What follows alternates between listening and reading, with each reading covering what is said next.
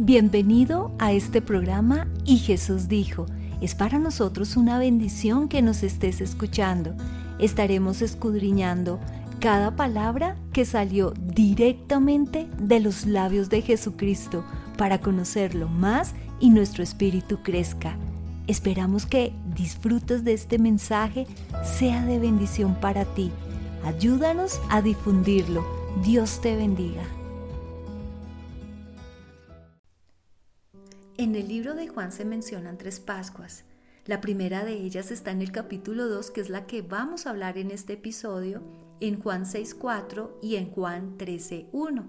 Por ello se deduce que el ministerio público de Jesucristo tuvo una duración de 3 años, ya que anualmente se celebra esta importante fiesta judía todos los 14 del mes de Nisán, es decir, entre marzo y abril, porque fue un mandato del Señor, como lo dice Éxodo 12:14, que conmemora cómo el pueblo de Israel fue liberado de la esclavitud en Egipto cuando pasó el ángel de la muerte, mató a todos los primogénitos egipcios, mientras que preservó la vida de los judíos que habían aplicado la sangre del cordero en el dintel y postes de sus casas.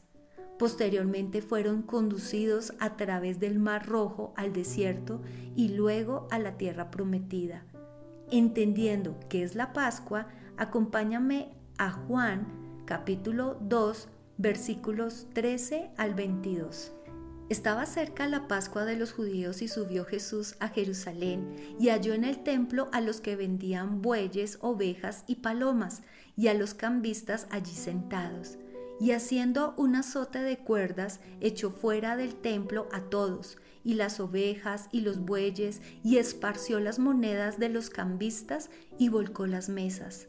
Y dijo a los que vendían palomas: quitad de aquí esto, y no hagáis de la casa de mi padre casa de mercado. Entonces se acordaron sus discípulos que está escrito: el celo de tu casa me consume. Y los judíos respondieron y le dijeron: ¿qué señal nos muestras, ya que haces esto? Respondió Jesús y les dijo: destruid este templo, y en 3 días lo levantaré. Dijeron luego los judíos: en 46 años fue edificado este templo, y tú en 3 días lo levantarás. Mas él hablaba del templo de su cuerpo. Por tanto, cuando resucitó de entre los muertos, sus discípulos se acordaron que había dicho esto, y creyeron la escritura y la palabra que Jesús había dicho. Vamos a estudiar estos versículos a partir de 2 aspectos generales. Iniciemos con el primero: el celo de Jesús por la casa de su Padre. Como lo leímos en el versículo 13, Jesús fue a Jerusalén para celebrar la fiesta de la Pascua. Como era de esperarse, también lo habían hecho todos los judíos que vivían en otros países. Cuando entró al templo, encontró que se había convertido en un mercado. Dentro del atrio, que es uno de los lugares del templo, habían mercaderes vendiendo los animales que se iban a sacrificar a precios muy elevados de lo que en realidad valían. Aparte de los mercaderes, encontró cambistas. ¿Y por qué estaban allí? Porque todo judío mayor de 20 años tenía la obligación de pagar un impuesto anual del templo, pero no recibían cualquier moneda, tenía que pagarse con monedas judías o hebreas. Así que los cambistas, aprovechándose de la necesidad de estas personas y teniendo monopolizado este mercado, las tasas de cambio que usaban también eran muy altas. Es decir, todos ellos eran unos usureros y codiciosos. Lo peor de esto es que los sacerdotes no solo sabían lo que estaban sucediendo, sino que hacían parte de este tramado de corrupción, porque tanto cambistas como mercaderes, para que los dejaran estar dentro del templo, les daban parte de sus ganancias. Es por eso, y con toda razón, que provocó la ira del Señor, porque convirtieron el templo de su Padre, que debía ser una casa de oración, de adoración y de reverencia al Señor, en una casa de mercado. Solo trata de imaginar el bullicio de compradores y vendedores, regateando por un precio mejor, el ruido de los animales, todo el desorden que se presentaba.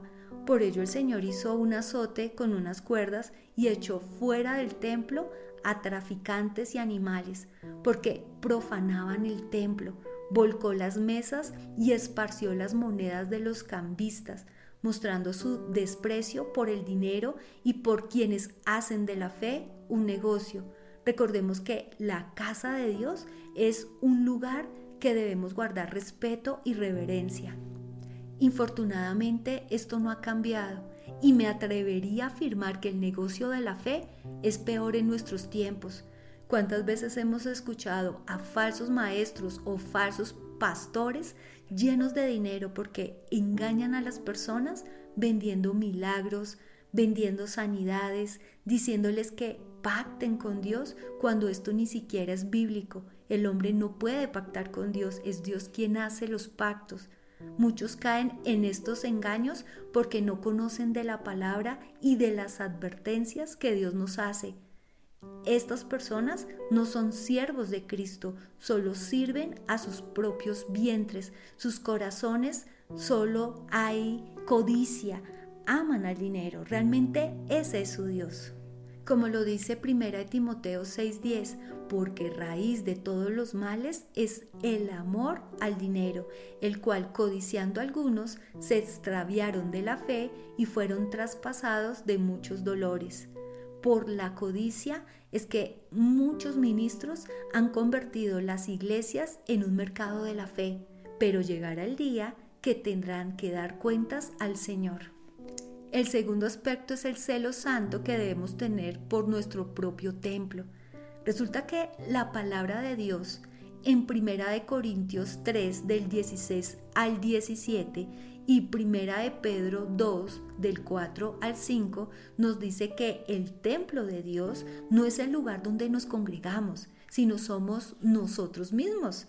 Cada uno de nosotros somos como piedras vivas y todos juntos formamos la iglesia, su iglesia. Dentro de nosotros mora el Espíritu Santo. Cuando Cristo purificó el templo, estaba sacando de él la levadura, es decir, el pecado que lo estaba corrompiendo. Esto nos enseña a todos nosotros que es nuestra responsabilidad como hijos de Dios tener vidas puras, santas y libres de contaminación. En 1 Corintios 5, versículo 7 dice: limpiaos pues de la vieja levadura para que seáis nueva masa, sin levadura como sois, porque nuestra Pascua, que es Cristo, ya fue sacrificada por nosotros. Como te pudiste dar cuenta, este versículo es un mandato a limpiarnos de la levadura, o sea, del pecado que está contaminándonos, y en obediencia abandonarlo. Lo que hizo Cristo provocó distintas reacciones. Los mercaderes y cambistas no protestaron en contra de Jesús, se salieron del templo sin decir nada, porque sabían que lo que Él les había dicho era cierto. Sus discípulos recordaron lo que los profetas habían dicho de Él. En el Salmo 69:9, lo voy a leer de la versión de las Américas. Porque el celo por tu casa me ha consumido, y los vituperios de los que te injurian han caído sobre mí. Esta profecía se cumplió ante sus ojos, mientras otros, como lo dice el versículo 18, exactamente los líderes del templo, cuestionaron la autoridad con la que Jesucristo había hecho esto.